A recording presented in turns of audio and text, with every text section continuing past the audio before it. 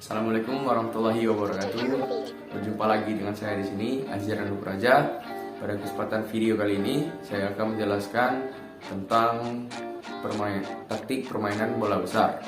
Salah satunya, saya akan menjelaskan tentang taktik permainan sepak bola. Sebelumnya, saya akan menjelaskan secara singkat apa itu permainan sepak bola.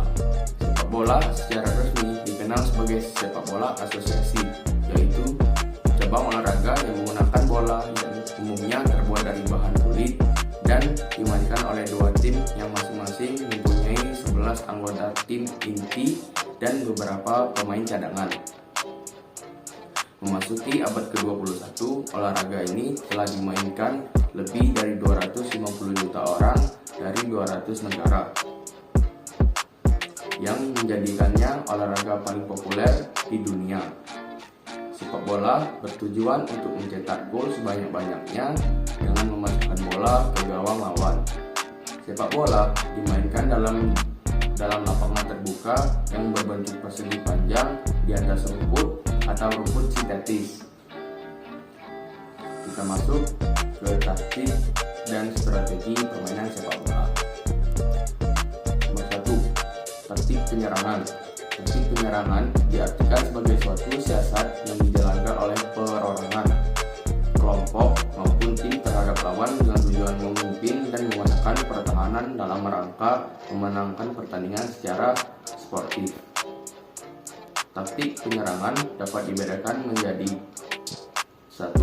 Taktik mencari tempat kosong di antara pemain lawan. 2. Taktik melakukan gerakan tersusun baik yang membawa bola maupun tidak. Yang ketiga, taktik permainan ketat. Yang kedua, taktik pertahanan. Taktik pertahanan diartikan sebagai suatu siasat yang dijalankan oleh perorangan, kelompok maupun tim terhadap lawan dengan tujuan memahami serangan agar tidak mengalami kekalahan atau kelelahan dalam pertandingan. Taktik pertahanan dapat dibedakan menjadi man-to-man defense. Setiap pemain membayangi satu lawan. Zone defense, setiap pemain bertanggung jawab atas daerah pertahanannya. Yang ketiga, kombinasi, yaitu teknik man-to-man defense dan zone defense. Yang ketiga, taktik perorangan. Taktik perorangan diartikan sebagai siasat yang dilakukan oleh sebagai pemain menggunakan kemampuan fisik, teknik, dan mental yang dilakukan proses yang cepat untuk menghadapi masalah yang terjadi dalam suatu pertandingan. 4. Grup taktik. Grup taktik diartikan suatu siasat yang dijalankan dua orang pemain atau lebih dalam melakukan pertahanan dan penyerangan untuk mencari kemenangan secara sportif pada suatu pertandingan. Yang kelima, kolektif taktik. Kolektif taktik diartikan suatu siasat yang dijalankan oleh suatu regu dalam menjalin kerjasama untuk mencari kemenangan dalam suatu pertandingan. Bagaimana cara pemain bola atau cara pelatih bola untuk menyusun dan menentukan taktik? Dalam menentukan taktik, perlu memperhatikan hal-hal berikut ini. 1. Apa yang bisa dilakukan pemain saat bertanding. Kedua, pelatih harus mengetahui atau paham besar akan kemampuan para pemainnya sendiri dan pemain calon lawan.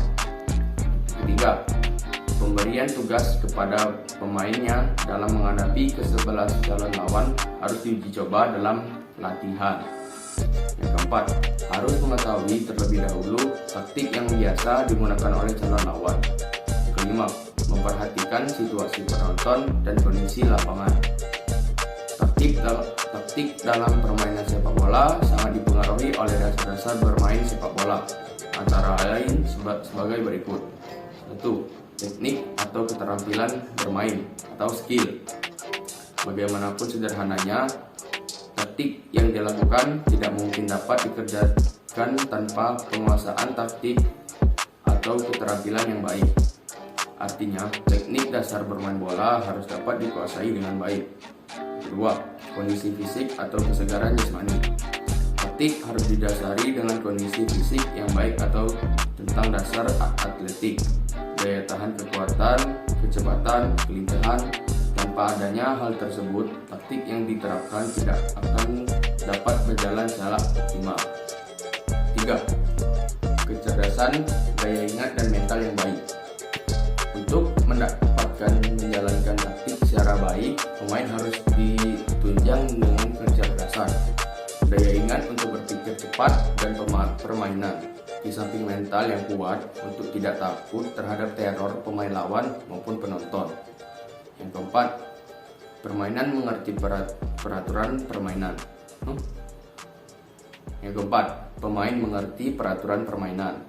Supaya pemain dapat melaksanakan permainan dengan baik dan sportif, maka setiap pemain harus mengerti dan menguasai peraturan permainan.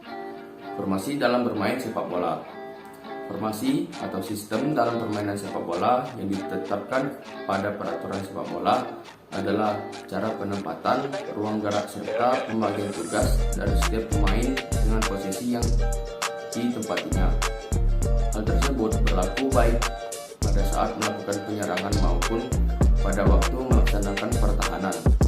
Dengan sistem ini, setiap pemain telah mengetahui tugas utamanya, memahami apa yang harus dilakukan pada saat menyerang atau bertahan, dan kemana harus bergerak. Dengan formasi, maka pola penyerangan dan pertahanan akan terkoordinir dengan rapi dan kerjasama akan jauh lebih terarah. Menurut kualitas atau tingkat kemampuan pemain yang berbeda-beda. Bahkan, setiap posisi pemain dalam sistem tertentu memerlukan kualitas pemain yang tidak sama. Beberapa contoh formasi yang dilakukan dalam permainan sepak bola: 3-5-2, 3 pemain belakang, 5 pemain tengah, dan 2 pemain depan. 4-3-3, 4 pemain belakang, 3 pemain tengah, dan 3 pemain depan. 4-4-2, 4 pemain belakang, 4 pemain tengah, dan 2 pemain depan.